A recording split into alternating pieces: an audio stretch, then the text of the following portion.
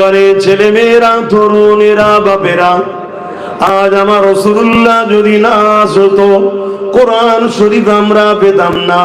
এই যে আমরা পড়ি আর রহমান আল্লামাল কোরআন খলাকাল ইনসান আল্লামাহুল বায়ান الشمس والقمر بحسبان والنجم والشجر يسجدان। এটা যে কোরআন, এটা কোরআন হিসাবে জানলাম কি করে? বলে এটা কি কোরআন পড়লাম তো? ইয়াসিন ওয়াল কুরআনিল হাকীম ইন্নাকা লামিনাল মুরসালিন আলা সিরাতিম মুস্তাকিম। এটা কোরআন তো? কে বলেছে কোরআনটা? বলো। এটা কোরআন জানলাম কি করে? আপনাদের উপরে ওহী হয়েছে নাকি? साहबा हुजूर ने फरमाने लगा या रसूल अल्लाह ये क्या है? नबी ने फरमाया कलामुल्लाह है। साहबा हुजूर ने फरमाया जी या रसूल अल्लाह। तब से लेके आज तक 1415 साल गुजर गए, हम सब विश्वास कर रहे जे हुजूर कलामुल्लाह है। बोलिए सुभान अल्लाह। कुरान को मानना, हुजूर के अल्फाज के ऊपर विश्वास करके कुरान को हम लोग ने मान लिए हैं। अगर हमारे साथ नबी का रिश्ता खत्म हो जाए तो काल कुरान को जो लोग खत्म करना चाहते हैं उन लोगों के लिए बहुत आसान हो जाएगा। नबी के साथ रिश्ता जुड़िए, ये ईमान है। ईमान नबी की मोहब्बत और आदब की नाम है। नमाज, रोजा, हज, ज़कात ये अमल है। पहले आपको जॉब में ड्यूटी कर चाकरी लेना है, जब मिलना है आपको, बाद में तो आपको ड्यूटी करना है। প্রথমে যদি চাকরিটাই আপনি না পান তাহলে ডিউটিটা কি করে করবেন? बिना চাকরিতে যদি ডিউটি করেন, बिना जॉबे যদি আপনি ডিউটি করেন, आज जाके किसी चौराही पे खड़े होके आप ट्रैफिक के काम कर रहे हैं मगर आपका नाम ऑफिस में एंट्री नहीं हुआ है, आप कोई नौकरी जॉब नहीं मिला है, आप अपनी मर्जी से जाके रुक गए, वहां खड़े होके ट्रैफिक कर रहे हैं, आपको महीने में तनख्वाह नहीं आएंगे क्योंकि आपको नौकरी नहीं मिला है। आपको पहले नौकरी मिलना चाहिए, बाद में आपको जब तक ड्यूटी करना चाहिए, तो आपको महीना में आपका सैलरी आएंगे। तो पहले आपको ईमान लाना जरूरी है, बाद में आपको नमाज, रोजा, हज, ज़कात, दाढ़ी, टोपी सब बाद में करना चाहिए, तब तो खुदा आपको सैलरी देंगे, महीने में माइन आपको देंगे। क्या देंगे? जन्नत की आला मकाम अता करेंगे। बोलिए सुभान। आगे तो ईमान आनुन, হুজুরের প্রেম আনুন। কতটা প্রেম আনতে হবে আল্লাহ নবী বুখারী মুসলিমের মধ্যে জানিয়ে দিলেন, লা ইয়ামিনু আহাদুকুম আত্তাকুনা হাব্বা ইলাইহি মিন ওয়ালিদিহি ওয়া ওয়ালাদিহি ওয়ান নাসি আজমাইন। অপর হাদিস শরীফ বুখারী মুসলিম, লা ইয়ামিনু আহাদুকুম আত্তা ইয়াকুনুল্লাহু ওয়া রাসূলুহু আহাব্বা ইলাইহি মিম্মা সিওয়াহুমা ওয়া মান আহাব্বা আবদাল্লাহ ইউহিব্বুহু ইল্লা লিল্লাহ। অপর হাদিস শরীফ বুখারী মুসলিম, সালাসুন মান কুন্না ফীহি ওয়াজাদা বিহিন্না হালাওয়াতাল ঈমান মান কানা আল্লাহু ওয়া রাসূলুহু আহাব্বা ইলাইহি মিম্মা সিওয়াহুমা ওয়া মান আহাব্বা আবদাল্লাহ ইউহিব্বুহু ইল্লা লিল্লাহ ইলা আখির হাদিস। তিনটি হাদিসের একটাই লক্ষ্য, একটাই রাস্তা। আল্লাহ নবী সাহাবাদিওকে বলতে লাগলেন, এ বাবা সাহাবারা, তোমাদের ধন দৌলত, জমি জায়গা, বাপ মা, সন্তান, ছেলে পুলে, এমনকি জানের থেকে আমি রাসূলুল্লাহকে যদি বেশি না ভালোবাসো, তোমরা ততক্ষণ পর্যন্ত ঈমানদার হতে পারবে না। পাকা নয়, কাঁচা নয়, ঈমানদারি হতে পারবে না। ওই মজলিসে হযরতে ফারুকে আজম বসেছিল। ফারুকে আজম উঠে বললেন, ইয়া রাসূলুল্লাহ, হাবিবাল্লাহ, আমি আপনাকে সব কিছু থেকে বেশি ভালোবাসি, ইল্লা মিন নাফসিন, জানের থেকে নয়। আল্লাহ নবী বলল, উমর হবে না, জানের থেকেও বেশি ভালোবাসতে হবে না, ঈমানদার হওয়া যাবে না। হযরত উমর দ্বিতীয়বার সাক্ষী দিলে, ইয়া রাসূলুল্লাহ, হাবিবাল্লাহ, আমি গাওয়া দিচ্ছি আমি আমার জানের থেকে আপনাকে বেশি ভালোবাসি। আল্লাহ নবী বললেন, উমর, ঈমান কমপ্লিট হলো। আরো জোরে বলুন সুবহান।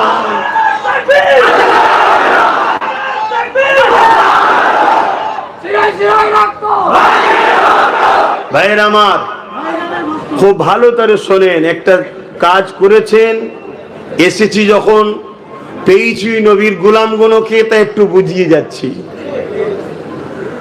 আপনারাই কম বেশি সবাই জানেন, আল্লাহ শুকর আমার দাওয়াতের অসুবিধা নেই, বাংলাতে করলেই যথেষ্ট।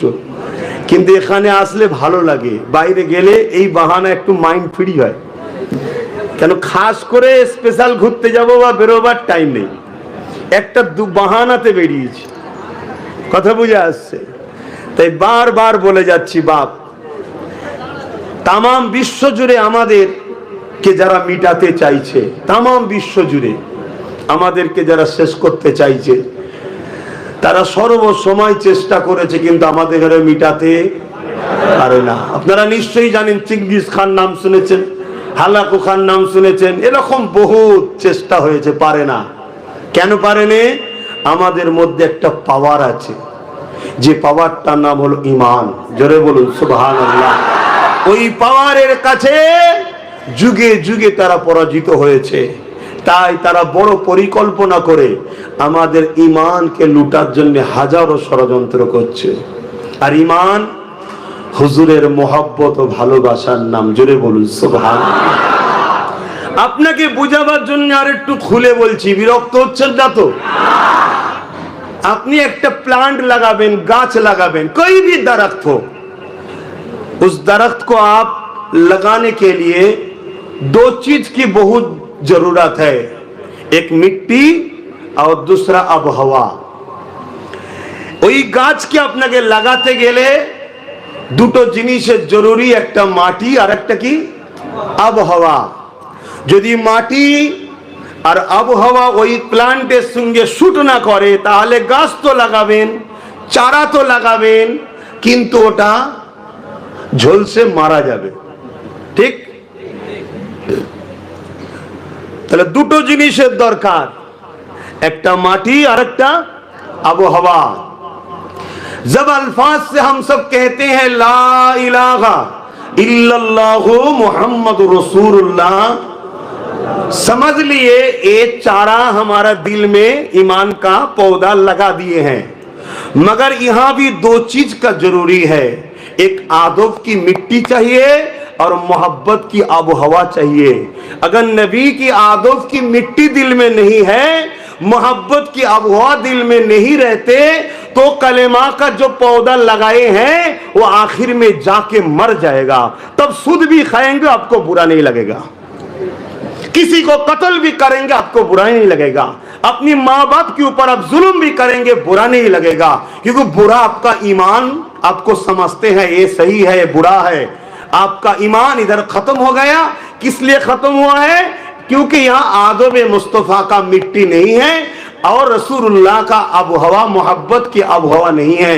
तो दिल में आदब मुस्तफा का मिट्टी चाहिए और दिल में मोहम्मद रसूल का मोहब्बत की आबहवा चाहिए।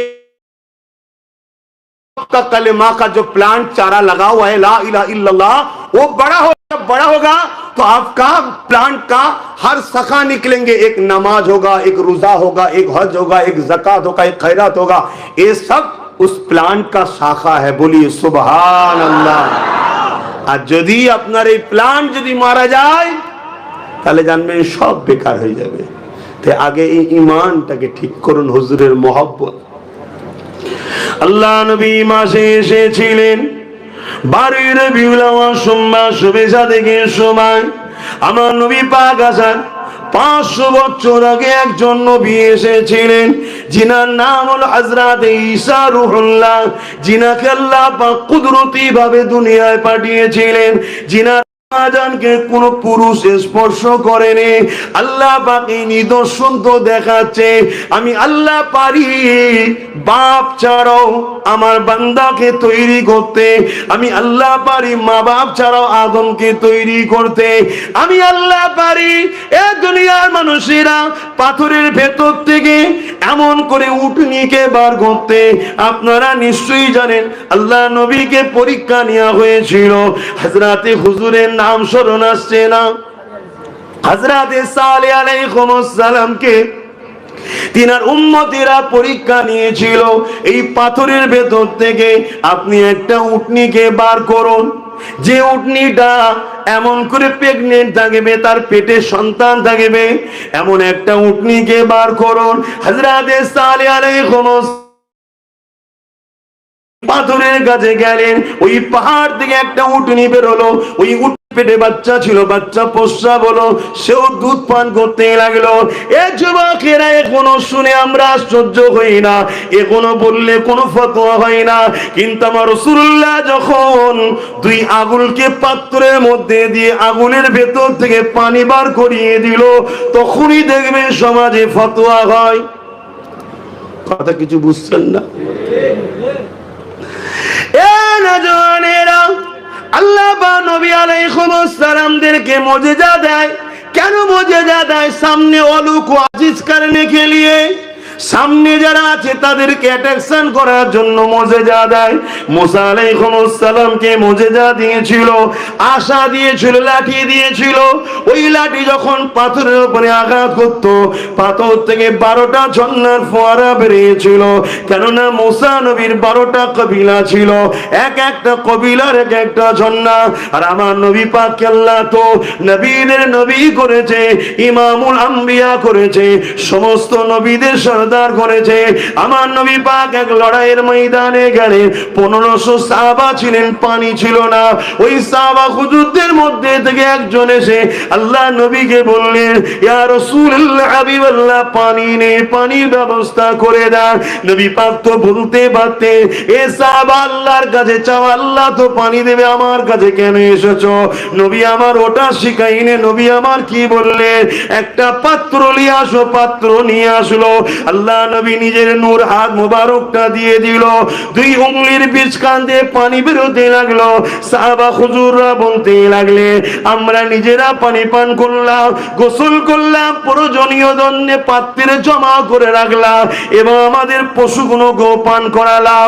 1500 লোক পান করেছে, গোসল করেছে, পশুকে পান করিয়েছে। রাসূলুল্লাহ শরীরের 2 আঙুলের বীজখান দিয়ে পানি বেরোচ্ছে, ওই পানি তথাপিও খতম শেষ হয়নি। আরো জোরে বলুন সুবহান। সেই নবীকে ভালোবাসেন। সময় কম তো, এটা জানি আবেগে হয়, কিন্তু আমি কিছু বলতে চাইছি, সময় কম।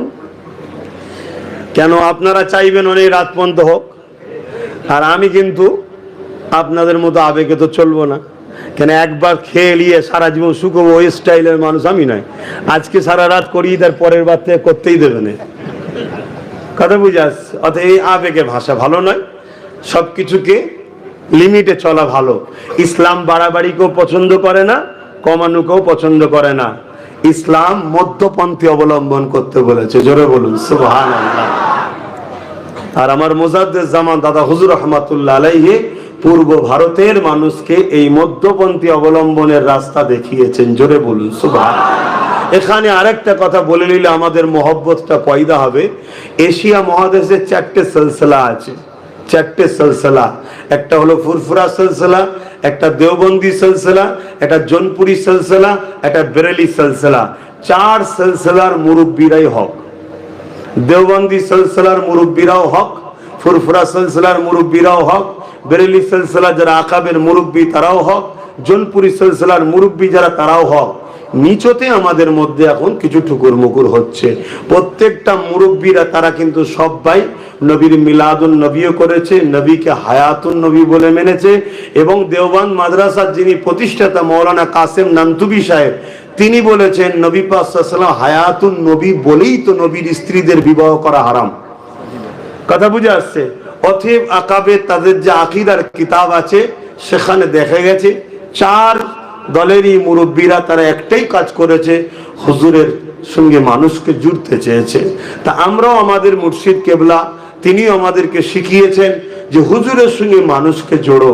কেন আমরা যদি হুজুরের সঙ্গে জুড়তে পারি, হুজুর আমাদেরকে আল্লাহর সঙ্গে বান্দা ও খালিকের যে সম্পর্ক, সেই সম্পর্কটাই জুড়ে দেবে। জোরে বলুন সুবহানাল্লাহ। কেন আল্লাহ তোমার রসুলকে এই জন্যই পাঠিয়েছে, দুনিয়ার মানুষ আমায় ভুলে গেছে, আমার থেকে দূরে সরে গেছে, আপনি যান তাদেরকে আমার সঙ্গে সম্পর্ক জোড়েন। কি সম্পর্ক? বান্দা ও খালেকের যে সম্পর্ক, সেই সম্পর্ক হুজুর জুড়বেন। সিদ্দিক আকবর হুজুরের কদমে এসেছে, হুজুর তেনাকে আল্লাহর সঙ্গে জুড়েছে। আবু জেহেল আসেনে, কপাল ফেটে গেছে। ওমর ফারুক এসেছে, হুজুরের সঙ্গে আল্লাহর সঙ্গে জুড়ে দিয়েছে। উতবা সাইবা আসেনে, কপাল ফেটে গেছে। তা আমরাও যদি যাই আল্লাহর সঙ্গে জুড়ে দেবে, আর যদি না যাই কপাল ফেটে যাবে। সাদামাটা কথা, বেশি ঘুরিয়ে কথা বলতেও পছন্দ করি না, আর ঘুরিয়ে থাকার লোকের সঙ্গে থাকতেও ভালো লাগে না। যা হবে স্পষ্ট কথা, কথা বুঝে আসছে? কেন? পৃথিবীর সর্বশ্রেষ্ঠ, দোনো জাহানের, আল্লাহর সৃষ্টির সর্বশ্রেষ্ঠ, ইন্নাকা লাআলা খুলুকিন আযীম, সবথেকে শ্রেষ্ঠ চরিত্রওয়ালা হলো আল্লাহ নিজে বলছেন মুহাম্মদুর রাসূল সাল্লাল্লাহু আলাইহি সাল্লাম। সেই নবীর হয়ে কথা বলতে বসেছি। অতএব এখানে ঘুরিয়ে টুরিয়ে বলার কোনো ব্যাপার নাই। ব্যক্তিগত কারোর সঙ্গে দুশ্মনীও নাই, বন্ধুও নাই। মান আহাব্বা লিল্লাহ ওয়া আবগাদা লিল্লাহ ওয়া আতা লিল্লাহ ওয়া মানা লিল্লাহ ফাকাদ ইসতাকমালাল ঈমান। আত্মীয়তা আলাদা জিনিস ভাই, কিন্তু মনে রাখবেন বন্ধুত্ব আল্লাহর জন্য, দুশ্মনী আল্লাহর জন্য, আত্মীয়তা আল্লাহর জন্য, বিচ্ছেদ আল্লাহর জন্য। এরাই প্রকৃত ঈমান ও ঈমানের মজাটা পায়। জোরে বলুন সুবহানাল্লাহ। আমাদের মাকসাদ এটাই যেন থাকে, না হয় কিন্তু সব বরবাদ হয়ে যাবে। তো হযরত ঈসা আলাইহিস সালাম দুনিয়ায় আসলেন। ঈসা আলাইহিস সালাম কে আল্লাহ অনেক বড় মুজিজা দিয়েছিলেন। ঈসা নবী মরা মানুষের কাছে যে বলতো কুম বিইজনিল্লাহ, ওঠো আল্লাহর হুকুমে, সঙ্গে সঙ্গে জিন্দা হয়ে যেত। জোরে বলুন সুবহানাল্লাহ। কোন মানুষ পয়দাইশ চোখে দেখতে পায় না, ঈসা আলাইহিস সালাম যে তার চোখে হাত বুলিয়ে দিত, সঙ্গে সঙ্গে যে চোখে দেখতে পেত। জোরে বলুন সুবহানাল্লাহ। এতে আমরা খুশি হচ্ছি না বেজার হচ্ছি? খুশি হচ্ছি। হায় হায় হায় হায়, ঈসা নবীরও নবী, মুহাম্মাদুর রাসূলুল্লাহ। জোরে বলুন সুবহানাল্লাহ। খুব ভালো করে শোনেন, ঈসা নবীর এই মুজিজাগুলো দেখে ঈসা নবীকে তিনারকে জিজ্ঞেস করা হচ্ছে, হুজুর আমরা তো তাওরাত ইনজিলে পড়েছি, জবুর তাওরাত ইনজিলে পড়েছি যে একজন আসবেন, একজন আসবেন যিনি অনেক শানওয়ালা হবেন। আপনি কি তিনি? কেন আপনি মরা মানুষকে ডাকছেন, উঠছে, কারো চোখে পয়দাইশ অন্ধ হাত বুলিয়েছেন, ভালো হয়ে যাচ্ছে, কেউ কুষ্ঠরোগে আক্রান্ত, তার গায়ে হাত বুলোচ্ছেন, সে সুস্থ হয়ে যাচ্ছে। আপনি মাটিতে পাখি তৈরি করে তাকে হাত বুলোচ্ছেন, জিন্দা হয়ে চলে যাচ্ছে। তা আপনি কি সেই রাসূল? হযরত ঈসা আলাইহিস সালাম কি বলেছিল? কুরবান যাক আমার রাসূলের কদমে আব্বাস সিদ্দিকীর জানমাল। ঈসা আলাইহিস সালাম বলেছিলেন, না, सुल्तान आने वाला है। जोरे बोलिए सुभान अल्लाह। अगर कोई बादशाह जब आते हैं उससे पहले कोई उजीर आके उनकी आदब को सिखलाता है, मैं मोहम्मद रसूल का उजीरी हूं। जोरे बोलून सुभान अल्लाह। একজন ঈসা নবী কি বলছে শুনুন, যে আমি মুহাম্মদ সাল্লাল্লাহু আলাইহি সাল্লামের ওই বাদশার আগে যেমন উজির এসে সব বলে আদবের সঙ্গে দাঁড়াও, বাদশা আসছে, তো দোনো জাহানের সুলতান আসার আগে আল্লাহ আমায় পাঠিয়েছেন, আমি সমাজকে জানাতে এসেছি তেনার আদব কায়দা কিভাবে তেনাকে তাজিম করতে হবে। জোরে বলুন সুবহানাল্লাহ। আমাদের সামান্যতম বিয়াদবির জন্য জীবনের সব আমলটা বরবাদ হয়ে যাবে। তরুণেরা 100 বছর যদি হায়াত দেয়, 80-85 বছরের নামাজ, 80-85 বাড়ির হজ, আর হাজার হাজার মাদ্রাসা মসজিদ বানানো, সব একদিকে রেখে দেন, আর আমার রাসূলুল্লাহ জুতা মোবারক নিয়ে সামান্য যদি বেয়াদবি হয়ে যায়, ওই 100 বছরের আমল সব বরবাদ হয়ে যায়।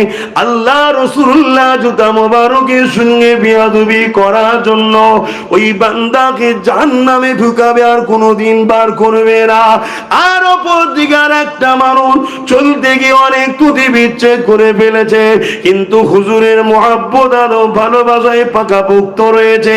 ওই মানুষটা যদি অন্যায় করার জন্য জাহান্নামে ঢুকবে, ওর মেয়াদ কেটে যাওয়ার পর ঈমান থাকার জন্য আল্লাহ ওকে একদিন না একদিন জান্নাতি অবশ্যই বানাবে।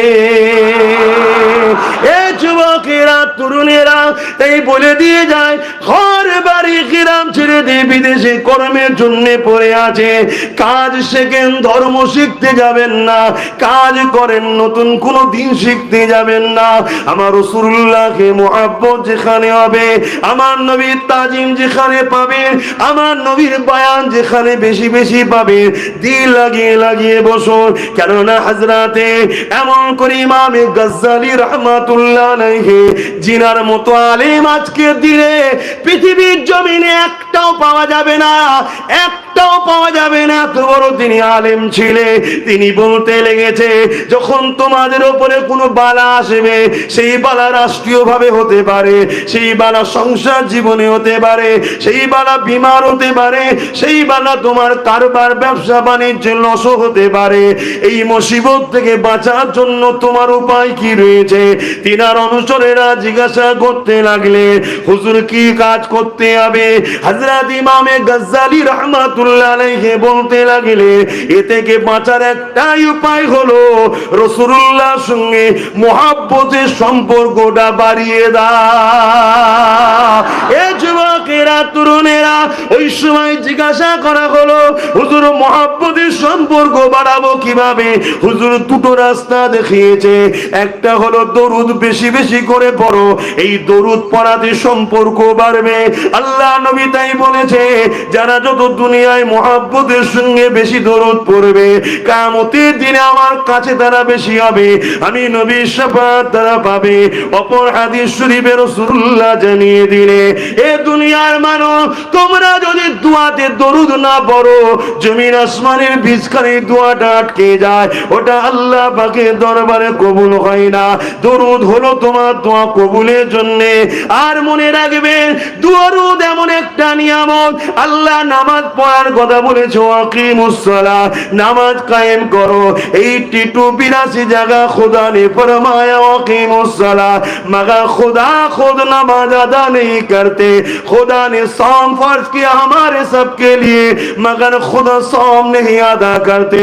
मलदर के लिए खुदा ने फर्ज को फर्ज किया, मगर हमारे लिए फर्ज किया है, खुदा आज अदा नहीं करते।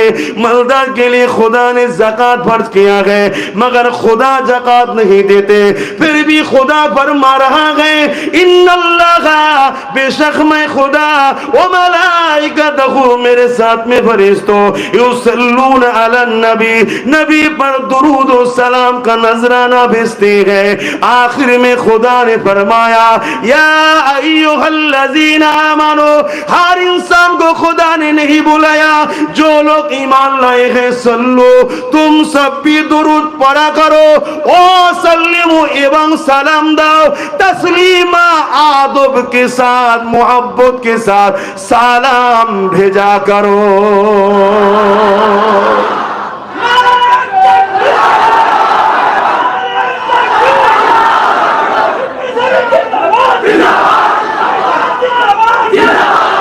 খুব ভালো করে বোঝেন, নামাজ ফরজ, ঠিক তো নাকি? কার হুকুম? আল্লাহর। দরুদ কার হুকুম? আল্লাহর। কিন্তু আল্লাহ নামাজ পড়ে না। আল্লাহর জন্যই তো সেজদা রে বাবা, আল্লাহকে ছাড়া আর কাকে সেজদা দেবো? কিন্তু দরুদ আল্লাহ নিজে পাঠায়। কিন্তু এখানে একটা প্রশ্ন হতে পারে, দরুদটা কি? আল্লাহ যে দরুদ পাঠায়, কিভাবে পাঠায়? আমাদের মতো পড়ে নাকি? হ্যাঁ, আমাদের মতো পড়ে নাকি? না। এই বিষয়টা আমি এখানে রাখছি। আমি যে বিষয়টায় যাচ্ছিলাম সেদিকটা চলে যাচ্ছে। কি বলতেছিলাম জানো? বলবেন তো কোন জায়গা থেকে এদিকে এলাম? আপনারা শুনছেন তো? বলেন, কেউ একজন তো বলেন, কি বলছিলাম? হযরত ঈসা আলাইহিস সালাম, তিনার আলোচনা করতে আমার রাসূল পাক সাল্লাল্লাহু আলাইহি ওয়াসাল্লামের শান মর্যাদা আল্লাহ কত বড় করেছে, যে হুজুর পাক সাল্লাল্লাহু আলাইহি ওয়াসাল্লামের বিষয়ে ঈসা নবী তিনি মেসেজ দিতে এসেছেন। আমার নবী পাক সাল্লাল্লাহু আলাইহি সাল্লাম সমস্ত নবীদেরও নবী, তার জন্যই আল্লাহ বাইতুল মুকাদ্দাস জেরুজালেমে একটা নামাজ আদায় করিয়েছিলেন। আপনারা জানেন, যেখানে সমস্ত নবীরা আমার নবীকে ইক্তেদা করে নামাজ আদায় করেছিলেন, আর আমার নবী ইমামত করেছিলেন। জোরে বলুন সুবহানাল্লাহ।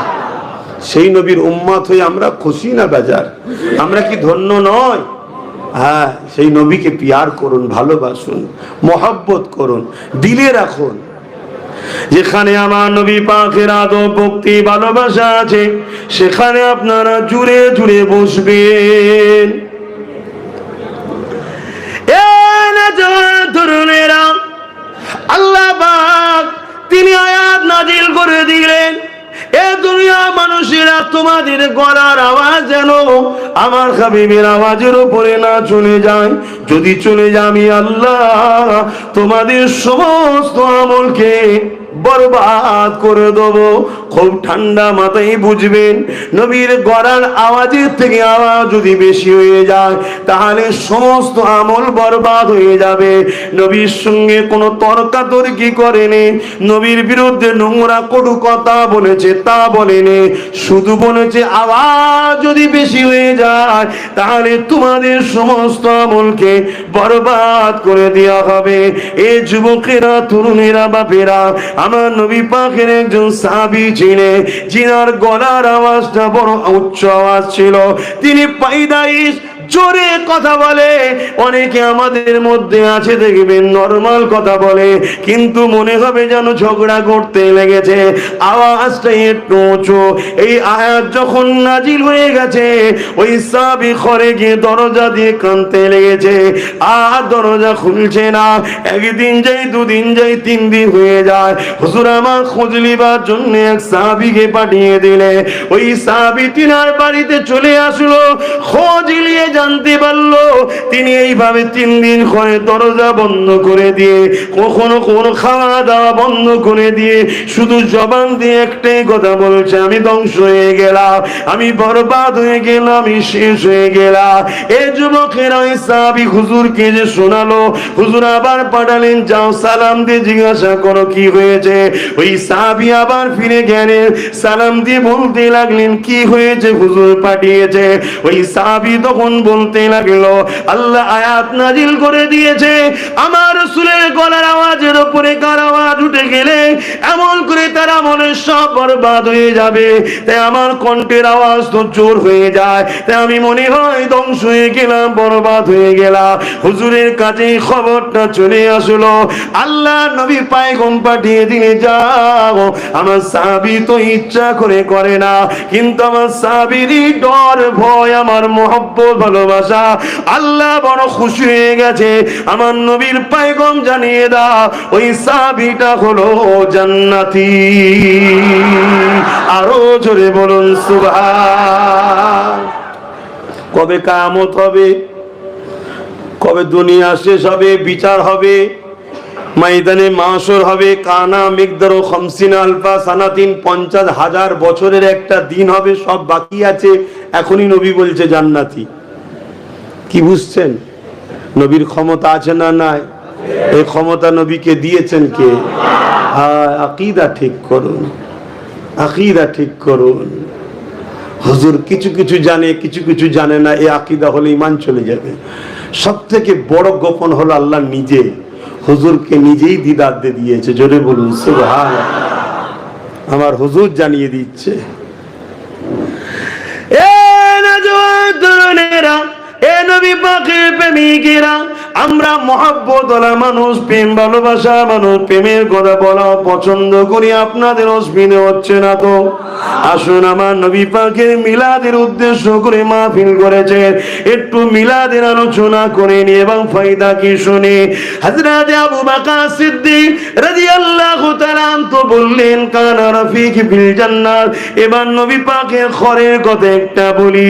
নবী পাকের চাচা যান হযরত আব্বাস রাদিয়াল্লাহু রাদিয়াল্লাহু তাআলা জিনার নামে আল্লামার আব্বা আম্মা আমার নাম রেখেছে হযরতে আব্বাস রাদিয়াল্লাহু তাআলা, তিনি তিনার এলাকার মানুষদেরকে দাওয়াত দিয়েছে। আজকে যেমন জলসা কমিটি আপনাদের সবাইকে দাওয়াত দিয়েছে, আসেন সবাই চলে আসেন, আল্লাহর শ্রেষ্ঠ নিয়ামতের চর্চা হবে, আল্লাহর বন্ধুর চর্চা হবে, রাহমাতাল লিল আলামিনের চর্চা হবে, ঈদে মিলাদুন নবীর আলোচনা হবে। আল্লাহ নবী চাচা হযরত আব্বাস রাদিয়াল্লাহু তাআলা তিনি এলাকার মানুষদেরকে দাওয়াত দিলে, এলাকার মানুষেরা সবাই চলে আসো, আমার বাড়িতে সবাই আসো, আজকে আল্লাহর শ্রেষ্ঠ নিয়ামতের আলোচনা হবে, আমার নবী পাকের মাওলুদের আলোচনা হবে। এই যুবকেরা এলাকার মানুষ জড়ো হয়েছে, আল্লাহ নবী চাচা যান ওখানে খিতাব করছে, আলোচনা করছে, বয়ান করছে। আল্লাহ নবী রাস্তা দিয়ে যেতেছিল, নবী পাককে দেখে সাহাবা হুজুররা উঠে দাঁড়িয়ে পড়লে, নবী পাককে সালাম দিতে লাগলে, আল্লাহ নবীকে বলতে লাগলে, ইয়া রাসূলুল্লাহ হাবিবাল্লাহ আপনি আমাদের মাহফিলে একটু আসো, কেননা আমরা আপনার মাওলুদের আলোচনা করি। আল্লাহ নবী কি উত্তর দিয়েছিলেন শোনো, এ বাবা সাহাবারা, এ আমার প্রতিবেশীরা, আমি নবী অবশ্যই তোমাদের মাহফিলে যাব, কেননা আমি নবী যা দেখি তোমরা তা দেখতে পাও না। এই কথাটাকে নোট করুন, আমি নবী যা দেখি তোমরা তা দেখতে পাও না। কাদেরকে বলছে? সাহাবা হুজুরদেরকে। আমি নবী যা দেখি তোমরা তা দেখতে পাও না। তার মানে সাহাবারা নবীর মতো নয়, তাই সাহাবারা দেখতে পায় না। যদি সাহাবারা নবীর মতো হতো, নবী যা দেখে সাহাবারাও তাও দেখতো।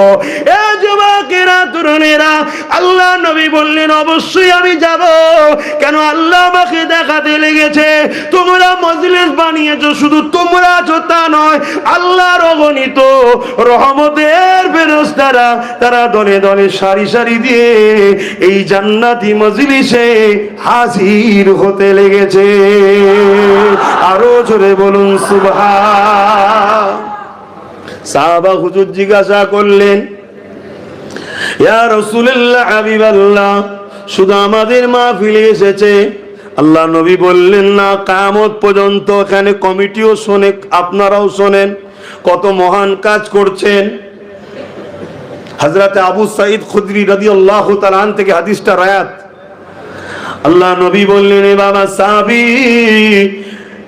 শুধু তোমাদের নয়, কিয়ামত পর্যন্ত পৃথিবীর যে কোনো জায়গায়, যে কোনো শহর, যে কোনো সিটি, যে কোনো গলি, যে কোনো নগর, যে কোনো বাড়িতে আমি রাসূলুল্লাহ আমার মাওলুদের মাহফিল হবে, ওই জায়গায় রহমতের ফেরেশতা হাজির হবে।